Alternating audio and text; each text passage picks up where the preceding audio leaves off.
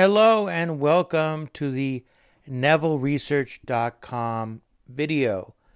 So today I want to look at William Shakespeare's signatures. So the only writing that we have from William Shakespeare are 6 signatures on 6 legal documents made in 1612, 1613, and 1616. And I've collected them here, and I want to go through them letter by letter to see what we can learn from the only actual documentary evidence we have of William Shakespeare's handwriting. There are no letters written by William Shakespeare and no manuscripts written by William Shakespeare. And part of why it's important to look at these signatures is there are people who suggest that the Hand D manuscript is written in William Shakespeare's handwriting, but it's very clear, you'll see after looking at these signatures, there would be no way to use this very small amount of evidence to identify somebody's handwriting. So that's another reason why it's important to look at this. So the first signature we have is from 1612. It's on a deposition he signed. And the first thing to look at is this W. And some people have suggested that maybe these aren't the signatures of the same person because they look so different. But I think actually the W shows that this is really William Shakespeare. All 6 of these really were William Shakespeare's signature. The W is quite distinctive, and that's how he wrote a W. So this W compared to this W, this one is hard to read. This one is hard to read, but this W and kind of this W is reasonably consistent. I mean, they are sort of distinctive and have a certain look to them that are not super typical of W's of the period.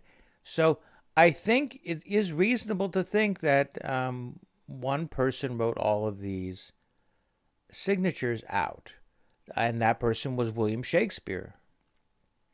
Now, the rest of this signature is a little less clear. So he's written W-I-L, and then it's not clear what this is. It probably is intended to be L-M, and then an abbreviation mark on the top here. So writing William abbreviated like this was extremely common at the time. Abbreviating names was extremely common. So there's nothing particularly interesting about that. This I is sort of well-formed. The L is reasonably well-formed. The rest of this is not well-formed, but, maybe he's just abbreviating it, writing quickly. The next letter here is an S, and this is a pretty standard secretary hand S, capital S. It's not really well-formed because it's not really closed here. Maybe not closed here, but it's a reasonably good-looking S. And the H here is an H, and it's different from the other H's we'll be looking at. So there was 2 major ways people wrote H, and this is probably the more common way. But in the rest of the examples, he uses another style of H. Like down here, it's a different style of H. But this H is reasonably well-formed, but the rest of this is not well-formed. It really is not handwriting at all. This is not an A. It's not what an A looks like. And this blotch obviously is not a letter. And this, I guess some sort of flourish here is just a way to finish up, like I'm done. So in this, there's the W, the I, and this L are well-formed. This capital S is well-formed, and this H is well-formed. Now, we could speculate about why the letters are so poorly formed. This especially is not a letter in secretary hand. It's just sort of a circle. This blotch, I don't know what letter he was trying to make here, but obviously failed. So to me, what it looks like is he wrote his first name with the W he knew how to write, and he probably knew how to write the IL, and then sort of stopped there, put an abbreviation mark, wrote a capital S that he kind of knew how to write, tried to make an H and have that go into the next letter, didn't know how to do that, sort of gave up, and then said, okay, I'm just going to make a flourish at the end here, draw this thing to show I'm done. So this is not the signature of a literate person to me, to my eye, but it's an attempt to write his name. But he does, like I said, he probably does know how to write part of his name. So he knows how to write William or Will, and we'll see more examples below. So the next two examples are from 1613, and these are written in a small space on a document, but it's interesting because there are two other people who sign their name at the same time, and the two other people are not writers of, by 1613, Shakespeare should have written 36 plays at least, and written 3 full books of poetry. So he was an extremely established author of plays and poems. And so we can look in 1613 how he signed his name compared to these other two. Now, these other two people have very stylized signatures, which was very common at the time. So at that time, it was very, very common for people to have a very set and stylized signature. Sometimes it was in italic hand, sometimes it was in secretary hand, but people would sign their name the same way every time. Sometimes they would abbreviate their name, but the overall style of the signature was usually very similar and often exactly similar. So I obviously look at a lot of Henry Neville documents, and he signed his name the same way from 1590 to 1613. We have about 200 letters, and he signs his name in italic exactly the same way every time, with very little variation. But in this case, we have here this, I guess it's William. He writes, this is not William Shakespeare. This is somebody else. So he's written W, M on top, I guess Johnson. And then down here, he's written it the same way the next day. So this person, and then this, I guess it's John Jackson, I guess, and he's written it the same way too. So anyway,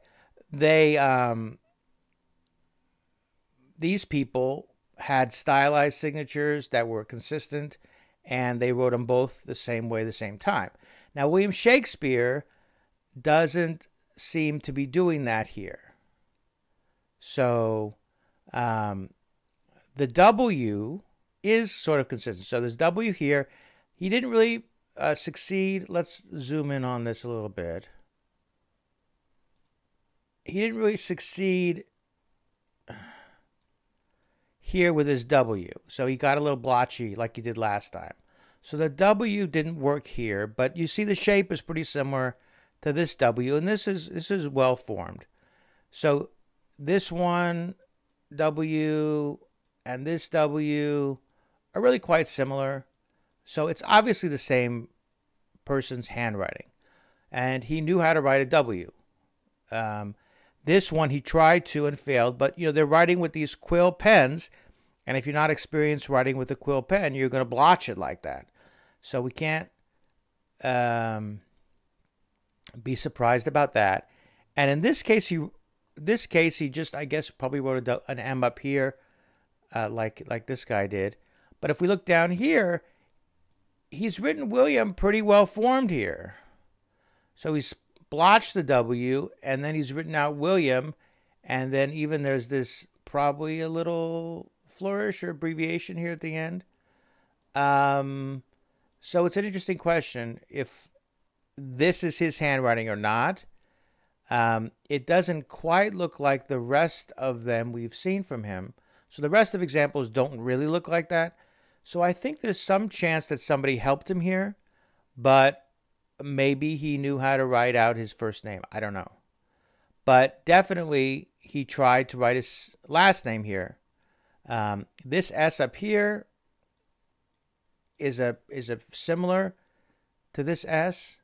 Their standard secretary hand capital S, and this is well formed. And this H here is reasonably similar to this H up here. It's a little bit different, but pretty close.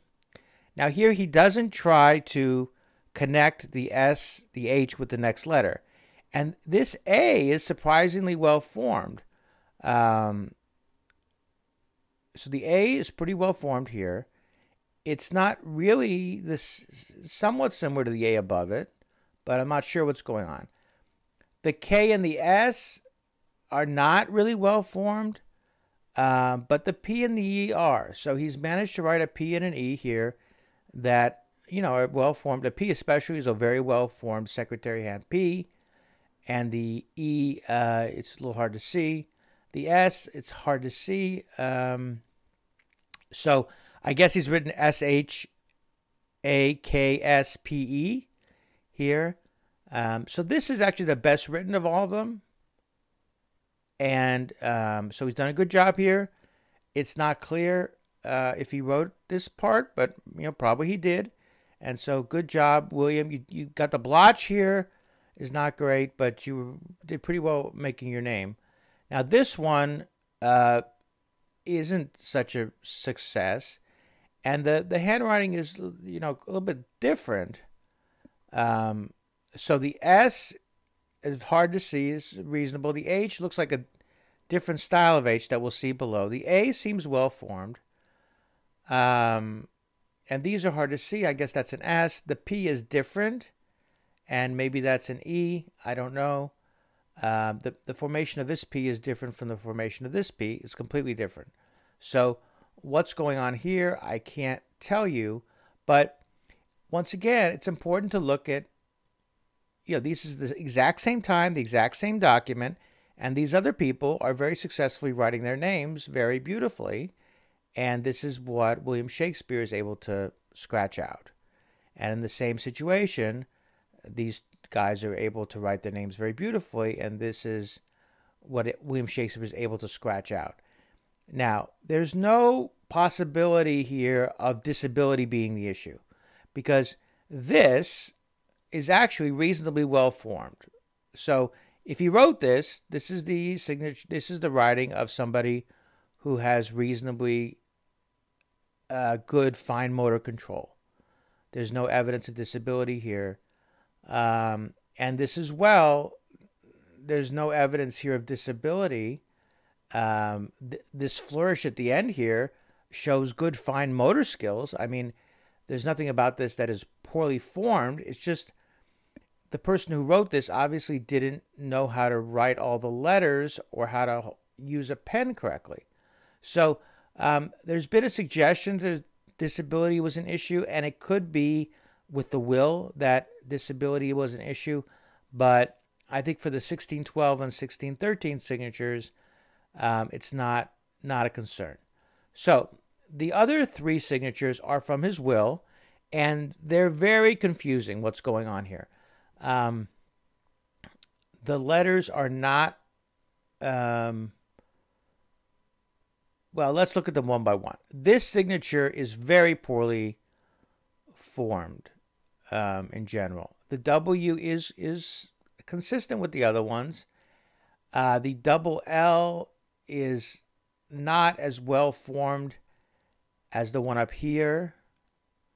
He doesn't seem to have the M at the end, so it's W, I, double L, I, A, and they're spaced out. They're not, sort of a cursive. They're not connected to each other. Well, the one down here is connected to each other and is much more similar to the one we looked at up here. So it's not clear what's going on. It could be disability, something else going on here. But this is very poorly formed, and this is very poorly formed. The S is a little bit, these S's are substantially, at least to my eye, different from the other earlier S's. So he's not writing S quite the same way. The H, once again, this H and these two H's are different. They're a different type of H. Both were common in secretary hand at the time. The one thing that he is able to make consistently is the A. So he knows how to write an A in secretary hand. He's making that well formed. The letter he doesn't know how to write is a K. So there are no well-formed Ks on here. This is not a well-formed, I guess it's supposed to be a K. It's not a well-formed K. I'm not sure what this letter is. Maybe this is a K. So there are no well-formed Ks on here anywhere. There's no well-formed P here. This is just not well-formed letters, and neither are these. So this part he's not able to do. And so if we look at all these things, he's never able to write his last name using proper handwriting. He does seem to be able to write his first name. So if you look at this one and compare it to this one, I think they're reasonably similar. It looks like he does know how to write his first name. Sometimes he does better than other times. So this time he really didn't do too well with it, with this one. But these two are pretty similar, and it looks like he's succeeding pretty well. So I think we should give him credit for being able to write his first name. That's my overall conclusion. Here he abbreviated it, but you know that people often abbreviated William as W-I-L-L-M, and sometimes they put an abbreviation mark through the two L's. He hasn't done that here. He put it above it, but that's also standard, normal. So I think we should say that William Shakespeare was able to write his first name sometimes and was not able to write his last name. There's no evidence here that he was able to write out his last name in properly formed secretary hand letters. Now, it could be that even with these tries over at 3 different times, that he was able to do it and just couldn't manage it these times. But I think it's reasonable to conclude that he simply didn't know how to write his last name. There's no evidence that he could write his last name. This, I guess, has been damaged, but there's this example of it. Let's zoom in and take a look at this. This is also, I believe, from the will. Take a look here. And once again, these are not well-formed letters. The H is, I don't know what this is supposed to be. There's no well-formed K here. I'm not sure what any of these are. The William, though, does seem to be similar to the other ones. So once again, I think we can conclude confidently that William Shakespeare knew how to write his first name, and there is no evidence that he knew how to write his last name. So that's my analysis of this handwriting. I welcome you to, I got all these images from the Folger Shakespeare website, who are have an incredible resources about the life of William Shakespeare and the documentary evidence. So I encourage you to go over there and look at all these documents in detail and examine it for yourself. These are just facts, and this is important to look at facts carefully and examine them. So thank you for coming by and watching the video. Please click like and subscribe to the channel and tell your friends.